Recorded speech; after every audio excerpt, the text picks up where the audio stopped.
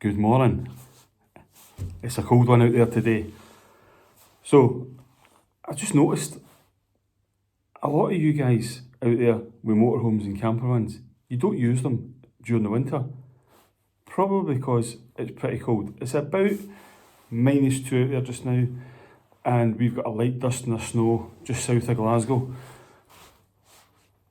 It's not the United States, it's not Canada, it's not some of the Scandinavian countries like, Norway and Sweden and these places where they have got extreme winters. We get a bit of a mix here in Scotland. We get, especially around the cities, it tends to be a lot milder. They're more low-lying, they're near the coast or whatever. It obviously gets a bit worse in the hills, but certainly here in the west of Scotland where we are, it's more of a wet climate, and then you get the occasional days of snow and more so the rain. Really, it's quite rainy here, and very, very occasional we get a day of summer. So we use the van all year round, as do many people, but there are restrictions on how you use it. So I thought I'll do a short video and show you, what those restrictions are. Now, number one is, it can be bloody cold. So, it goes without saying, if you're going to use your van in the winter, you need to wrap yourself up. Take warm clothes with you. Take a hat, take gloves. Get waterproof trousers or salopettes or ski wear or something if you're going to be going out. Because you're not just going to sit in the van all the time, are you? You're going to go out and explore the area. So, that's my number one top tip. The next part that's quite restrictive for people is campsites. There's not that many campsites that open outside the season, but if you do have a look, there are some sites that open. There's one that we use in particular at Braemar, which is near the Glenshee Ski Centre. There's another one at Granton and Spey that's opened all year round. There's one at Invercoe that I can think of that's near Glencoe Village, and there's other ones further afield, such as Sango Sands up in Durness. They might not open their toilet blocks, but they'll open the campsites and you'll have access to electricity and hopefully running water if it doesn't freeze, and somewhere to empty a toilet. However, in addition to these campsites, you've also got some facilities that are provided by councils or local communities, park authorities. And I'll give you an example. There's one at Tarbet at Loch Lomond, the top of Loch Lomond on the A82. Loch Lomond Park Authority have provided a water tap, grey waste disposal and a chemical toilet disposal point. It's like 10 yards off the main road. It is free to use, and probably the vast majority of motorhomes going up and down to the Highlands on the west coast will drive right past it. So great place to pop in, empty a toilet, and there's also public toilets there, and there's a little cafe there, and all that sort of stuff. There's another one opened in Granton on Spey. I've not used it yet, but I've heard about it. So that's also been provided by the community. And there's a few that around the country that you need to either pay a donation for, or it takes a small charge, So these are dotted around. So there is places you can get fresh water from. There is places you can empty your toilets. Get out there and use the van. So, before you head out and use the van in the winter, it's worth pointing out that the van needs to be, in a roadworthy condition. The van needs to be, check things before you go. Check the tyres have got good treads. A lot of people think when you're coming to Scotland that you need to have, snow-studded tyres or snow chains or something like that. It's not the case. The snow will come, the ice will come, but it comes, generally speaking, you get a bit of wind, it dumps a bit of snow, it blocks the roads for maybe a few hours or a few days. The local authorities will come and they will clear the snow, and they will, grit the roads, and they'll reopen the roads. So normally speaking, as long as you're prepared, to be delayed slightly, then you'll be fine. You don't need to drive in the snowy roads. You just park up, stay the night, let the snow come, let the council clear the roads, and then head back out again. You won't need snow chains that often, despite what you might think. You won't need special tyres. Just get your tyres to the correct pressure, make sure there's enough tread on them, make sure they're legal and roadworthy, is one of the most important things. The other thing that I do is the coolant and the engine and the radiators. I don't put any water in it at all. It's a total neat mix that I have in there of antifreeze, just in case. I don't have any water in that engine whatsoever, just in case it decides it's going to freeze. So get the van roadworthy.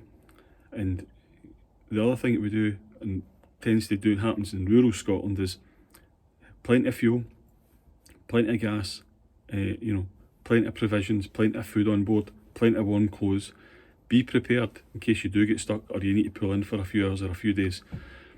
Most of the locals in rural Scotland will sit with about half a tank of petrol or diesel as a minimum. They will then top it up to full from there, because you just don't know where the next petrol station is going to be. You just don't know if they're going to have any fuel. So just be prepared. You've not got 24-hour garages, you don't have 24 everything.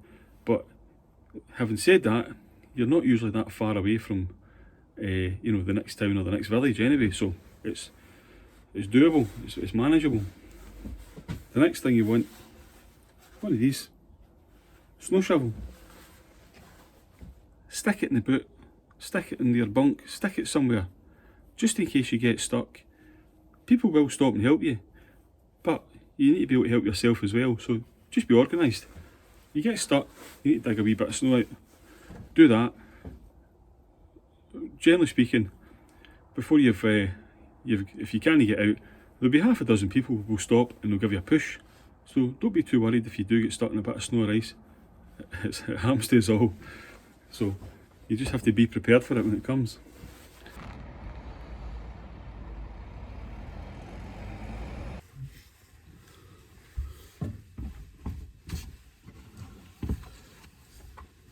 Another top tip, get yourself a set of jump leads.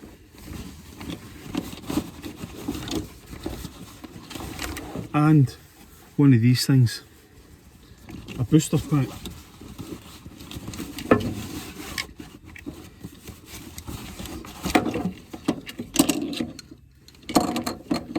If I can find the bits for it.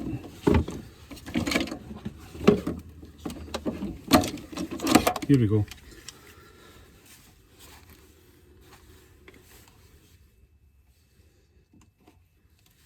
So this plugs these crocodile clips onto your battery, and that should be enough to start your van if you end up with a flat battery. Now, if it's really bad flat battery, you're needing help from somebody, get yourself a decent, and I mean decent, thick jump leads, not the wee thin ones because they don't work in vans. Get yourself a set of jump leads and keep them on the van, because loads of folk will stop and help, but they don't always carry jump leads. So if you've got your own jump leads, you can be there, the bonnet can be up, you're ready to go, and some good Samaritan will just stop there, give you a quick jump, and off you go. It just gets you out of trouble if you get any problems. The reason, because the batteries fail in the winter, the temperature affects the batteries, and that's when if you've got a sort of dodgy cell or anything in the battery, that's when it's going to show up, is in these temperatures. Because even during the day, it's now, it's about 10, about half 10 in the morning, something like that. It's still below freezing, and it's probably not going to get above freezing today. So the temperature drops, it affects the battery. So that's try and be self-sufficient on the jump leads and the booster pack, and it'll help you in the long run. And another thing, just pick up a cheap multimeter. Don't bang your head in the bed. Get yourself one of these. You can get them fairly cheaply from Amazon or Halford or something. Stick it onto the volt setting. If your if your engine is running and you put this, one onto the positive, one onto the negative terminal. It should show about maybe 14.5 volts roughly, 14.5, 14.6, something like that. I'll tell you if your alternator's working. It'll tell you that the engine is putting enough power into your battery. Now, if the engine's off and the battery's sitting, idle, it should sit about 13.5 volts, around about there. If your battery's starting to sit, 12 volts or even below that sort of stage, your battery's probably knackered, or it's needing a good charge. But there's a good chance that your battery's sort of on the road out if it's sitting about 12 volts. If it's sitting about 10 volts or below, just go and buy a new one. It's probably for the bin. Especially if it's, if it's a starter battery, you'll be lucky if you get 5 to 7 years out it, depending how much you use it. If it's a leisure battery, you'll be lucky if you get 2 to 3 years out it. Different scenario if you're using lithium and AGM and that type of battery. But I'm talking about the traditional lead acid batteries here. So you only get maybe 2 or 3 seasons out of them, and especially if you're using them off grid quite a lot, as we do. So you see, you get one of these 10-15 quid. It's handy just to have, I say, the jump leads. You get them from Halfords. You'll get, I think Lidl or Aldi's do these pretty cheaply as well. And just make sure you charge it up before you head off. The next top tip, the internet. I know some dodgy stuff out there on the internet, but it's a great resource for anybody who's travelling. Now, I've skied for a long time. Back in the day, we used to check teletext to see how the weather was and how the ski slopes were. Those days are gone.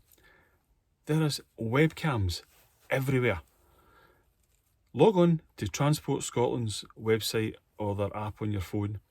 There is traffic cameras on all the major roads. There must be hundreds of them. You can look up each road and you can see what the weather's doing. You can see what the snow looks like, or the rain looks like, or the flooding looks like before you travel in that direction. Go into Facebook forums, go into YouTube, go into TikTok. People will be putting up videos of the weather wherever they are. It's a great resource, and it lets you see what's happening in the places in the direction you're travelling. So also in Scotland we have snow gates. These gates are placed on the mountain passes. So what happens is when the weather's coming in bad, the police will close the gates, and it's generally on a section of road where there's nobody lives, there's no houses, there's no villages. So they'll close the road. The weather will come during the night, particularly if it's windy and snowy, because the wind tends to just blow the snow straight onto the road. Once it gets to daylight hours, the council will come along and they will send the machines in to clear the road. And once the police are happy, they will open the snow gates and you can get back through. So when you're travelling through Scotland, particularly in the evenings, be prepared. The snow gates on your route might be closed over. So it's generally not any hassle. Again, I said to you before, plenty of food, plenty of fuel, be self-sufficient. Just pull into a spot, a parking place or the village before it or whatever. Pull into the side of the road and spend the night. Get up in the morning, and generally the council has done what they do best, and they've cleared the road, and you can continue your travels. So there will be some disruption to travel, but you need to take the advice of the police and the council in these situations. Don't don't open the gates yourself and sort of head in. You will be in trouble if you do that. So another thing to talk to you about is diesel heaters. We've got a diesel heater. Ours is down here, and we've got a vent here for it that takes in the cold air, or the air that's in the van, and we've got a vent at the side here that gives us the warm air. Now, the diesel heaters, they can clog up with carbon. So if you run your diesel heater during the night on a little low setting, low fan speed, low temperature, just ticking over like we do, they build up with carbon and they need stripped down and they need cleaned. Now, one way to sort of try and prevent that is just every now and again, stick it right up to the maximum temperature, probably about 30 degrees or something like that. Stick it right up to the maximum fan speed and just blast it, and it blasts all the carbon out the diesel heater, and that generally helps it. That normally helps you, the heater just to blow the crap out basically, and it keeps it sort of running for you, so when you need it. But have a backup source of heating, you know. So we've got a little electric heater somewhere, right in there. I don't know where I've put it. It's lying about somewhere. It may be in the shed actually, maybe we need to pack it. So if you're going to be on a campsite, take your electric heater with you. We've got an electric towel rail, but certainly it's not going to cut the mustard, you know, if it's like -10 outside and we're in here. It's just a sort of, it's enough to dry your towel, that's about it. So get an electric heater, make sure your diesel heater's functioning and it's doing its job, or your gas heater has been serviced and is fit for purpose. Because you need to stay warm, otherwise you're wearing this hat to bed. Frozen water is another question that a lot of people worry about. Now, I know that older vans and modern vans are sort of slightly different. Some vans have got internal freshwater tanks, some have got external underslung freshwater tanks. Some of the more modern vans have got frost stats on them, so when the temperature, I think it maybe gets to 3 degrees or 2 degrees above, it dumps the contents of the water heater. Now, in our situation, I can only comment for us, we've got an underslung freshwater tank and we've got an underslung wastewater tank. The freshwater tank, even though it's underneath the van, it generally doesn't freeze. It's generally okay. It's not insulated, there's no heat mats in it or anything like that. What we do have is it's insulated, the pipework is insulated with just your standard foam that you would have in your house kind of style insulation from the pipe to the pump, which is in the bathroom. Now, where it tends to freeze randomly is on the pump. There's a little filter and that tends to freeze, or even though that's inside the toilet area, and sometimes the pipes freeze, but generally the whole tank doesn't freeze.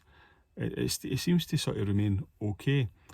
But we have had the waste pipes freezing, because they're just like 20mm or 25mm, can't remember, sort of corrugated, convoluted, whatever you want to call it, flexible pipe. So we have had that freezing going down into the waste tank before. And we've had the waste tank freeze. I don't know, doesn't make any sense to me. But, you know, you just need to sort of try and manage that, you know. So bring with you fresh water, you know, like we've got a big jerry can here, you know, like this sort of style, that you can fill it with fresh water. You know, if you're cooking or making a cup of tea or whatever anyway. So you can do that. When you're travelling around, you will get some campsites that are opened and you will get public toilets that are open, so you're not generally be too stuck. But if you are finding the tanks are freezing and the pipes are freezing, and it's because you're quite high up, you know, you're up at Glenshee, Braemar, or you're up in Aviemore, Cairngorm, etc. Best thing to do is just travel maybe half an hour to somewhere that's slightly lower down. You travel to a more coastal area, somewhere that's a bit warmer.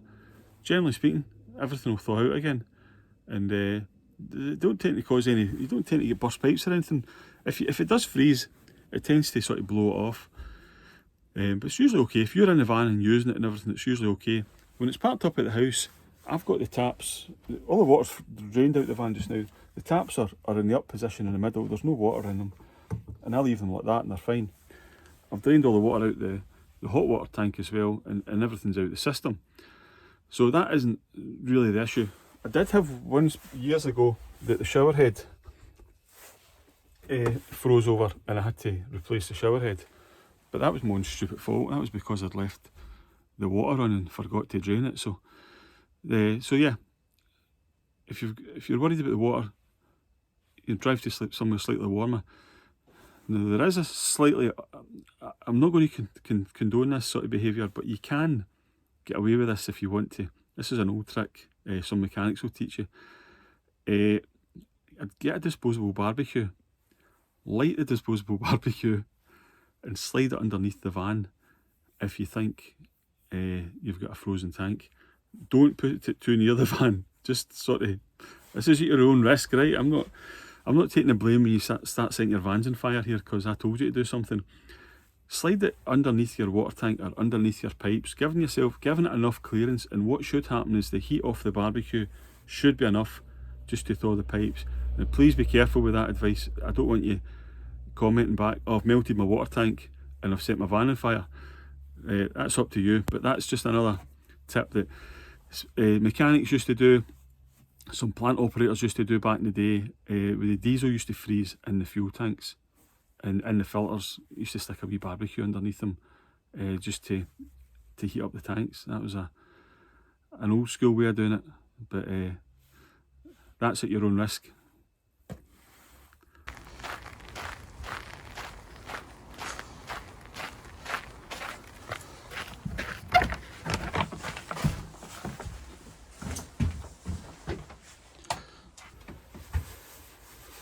So one of the jobs I'm doing just now is I've just got my battery charger. I've lifted the leisure battery out of the van. I brought it into the shed here, and I'm just going to pop it on charge. Give it a little boost. We've not used the van since before Christmas. I've cleaned it and things like that, but it's not went any sort of distance. So I'm just going to pop this on, give it a little sort of boost today, and make sure it's doing okay. You don't normally need to do this, but I better just check what I'm doing before I'm speaking to you, in case I end up putting this in the wrong place. So that's on there and that's on there. Right. Positive, negative. Switch that on. Switch that on. Right, okay. It's charging. So we'll give that a little charge, and I'll leave it. I'll go back into the house and let that do what it's doing. Make sure it's sort of topped up. Once it's in the van and the van's running, the battery to battery will top it up as well, but just sort of try and get a bit of voltage back into it, just in case the temperature's had an effect on it. I'll do this every now and again. So yeah, the other thing mechanically that might happen to you if you're driving your van over winter, particularly in these, you've got the Citroen Relay, the Citroens, the Peugeots, the Fiats, they tend to have EGR problems. EGR is a valve. You maybe have heard of it before. It's an exhaust gas recirculation valve. On this engine, we've got the 2.2 Puma engine. It's the same engine that's in a Mark 7 Transit, a Ford Ranger, Land Rover Defender, and the Peugeot Boxer. It's at the front of the engine. So when you're driving up and down the roads, up and down the motorways, the cold wind is coming in there, and if it's proper cold, you know, -10, -15, that wind chill can sometimes affect the operation of the EGR valve, particularly when it's gunged up with, you know, with carbon, with soot. So maybe a job for the better weather. It's always worth it stripping out the EGR valve and having it cleaned, and clean your air intake system to make sure that valve is moving freely, because I have had it before. The EGR valve has basically frozen shut, and then you end up with engine management lights on and the van's running rough, and you're like, oh my god, what's wrong here? It's the EGR valve stuck. They're notorious for it. The designs are, anyway, that's for a different that's for a different video. So just, you need to make sure your van is serviced, you know, changing the oil, changing your air filter, getting it sort of maintained regular, and if you're able to, strip off your EGR valve periodically and give it a clean. It would probably help you, especially in an older vehicle. Like ours is a 2010, so no, it's going to be 14 years old this year, so it just needs to be maintained, and that should save you some grief further down the line, because if they jam, sometimes they burn out and then you need to replace them. So, and they're not expensive, but they're a pain in the backside to replace. So that's another top tip. I've lost count of how many top tips we're at now. I should have wrote this down. I should really get a script of some sort, but I don't work like that.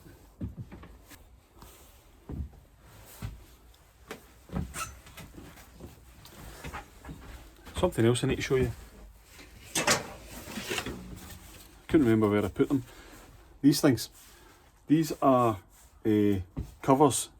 They cover the external grills for the fridge, the top one, the bottom one. There is clips on them, but they're not very good. So I just tie up these on. It keeps the temperature in the van a little bit warmer. And somewhere else, if I can find it. Now there is snow chains down there.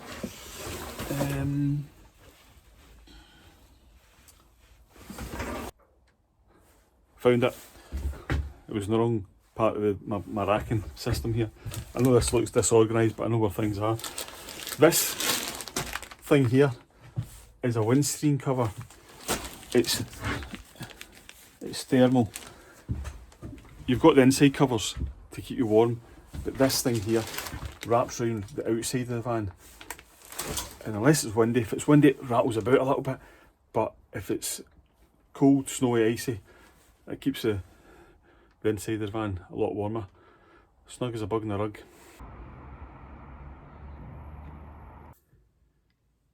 It's good to be back inside the house with the central heating on. Heat up again. It's quite cold out there. So another top tip for you. It gets quite dark quite early in Scotland. You know, it could be dark for 4 o'clock in the winter, and you know, you're not always going to have a television signal. You might not always have 4G, so be prepared for that as well. You might want to bring a book with you. You might need to make sure you've got internet wherever you go if you're needing to do work or be contactable. So you need to plan your park ups around that as well. But one thing I can recommend is most decent Highland villages have got a good pub, and they've normally got a good roaring fire going as well. So always worth popping into your local Highland pub for a pint of beer or whatever you're drinking, and a meal if you want it. So that way you'll get a heat and you'll stay out the cold for a bit longer before you need to go back to the van if all else fails. So on that note, I'll leave you there. Thanks for watching. Please consider subscribing and commenting in the comment section, and we'll catch you on the next one where we'll be actually away in the van in the snow, and that's guaranteed.